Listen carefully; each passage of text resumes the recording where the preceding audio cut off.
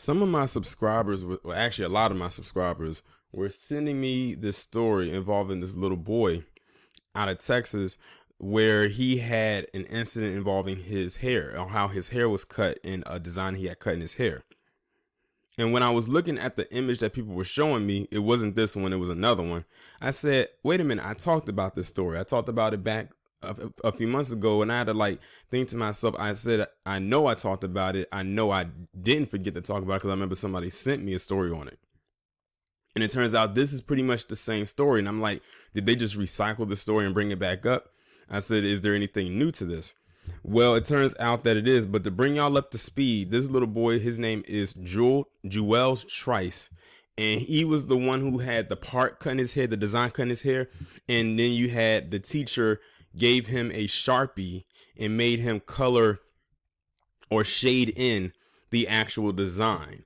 And let me see if you know what, I'm gonna pull up the actual picture to refresh your memory.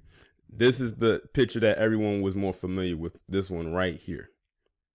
See right here where this black part is? That's from a Sharpie. It's not supposed to be anything there. You should be able to see a scalp from the part. And they made him color that in. Well, now the parents of this boy are rightfully so about to sue this school. I kind of wish they would have done it almost immediately, but I guess with the process and everything, they had to make sure everything was right before they could throw a lawsuit out there. I knew they wasn't going to let this slide. There's no way in hell they would have let this slide. Had it been me, it probably would have been some people sliding across that school floor. You did that to my child, or made my child do that. But let me go ahead and read this article. It says the parents of a middle school student are suing a Houston area school district and school officials in federal court for allegedly coloring in his hair design earlier this year with a black permanent marker.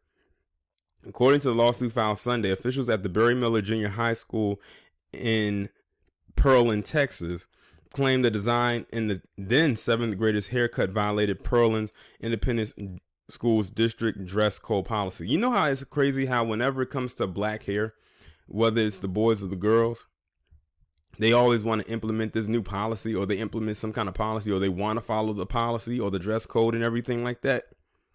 What was so bad about that? I don't see anything bad about that. But you know what it is? They'll probably try to say he's gang affiliated and that it's a gang style haircut.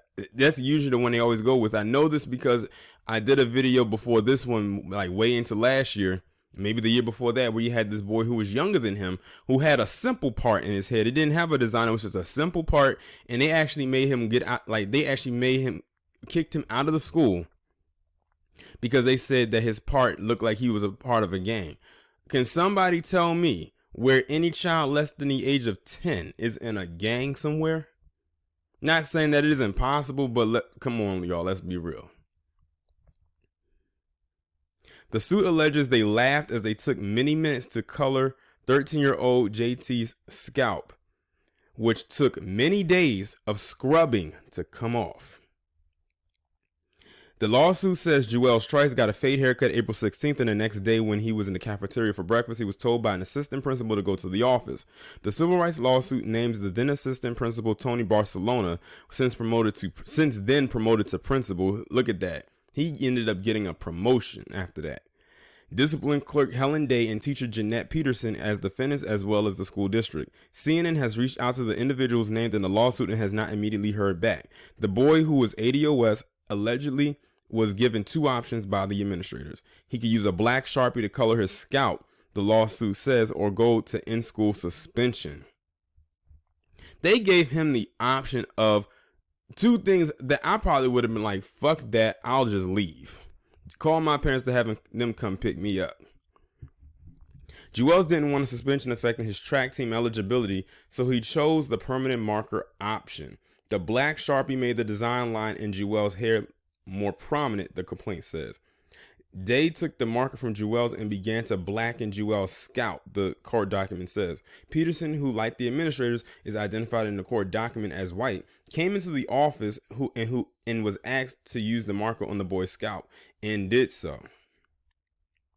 Randall Callanan, attorney for the students' parents Dante Trice and Angela Washington, said Tuesday that the school never tried to notify the family before coloring their son's scalp. Of course they wasn't. Like, imagine you calling to the parents and saying, hello, so-and-so, my name is so-and-so. We have an issue. Oh, what's the problem? Oh, it's your son. Oh, is there something going on? Did something happen? Oh, no, we just have a problem with his hair. Oh, what's wrong with his hair? We just don't like it. So is it okay with you if we take a Sharpie and use it to color his scalp? Could you imagine what the response to that would have been? That's why they don't call. So what do? Take it upon themselves and do it themselves. See, they just be asking for an ass whooping. They just be asking for it. No, they don't ask. They almost demand it at this point. And you know me, I'm not the one that's going to turn down a demand. Especially if it's one that would be warranted, especially for a situation like this.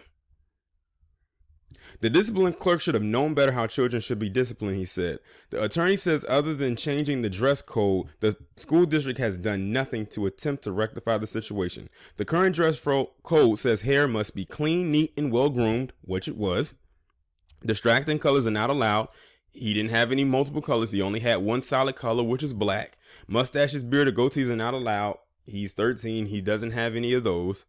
Sideburns must be kept neatly trimmed and must not extend beyond ear level. He doesn't have any sideburns. Head coverings such as hats, caps, bandanas, or hair rollers are not allowed. An exception will be made for religious headwear. He meets all the criteria. It didn't say anything about a part or designs being cut in the head. It didn't say anything about that. Now, I would like to know what all the other students look like in that school. I want to see what all the other palm colored students, in particular the palm colored males, look like with their hair. The district said when announcing changes in May that restrictions on hairstyles and carvings have been removed.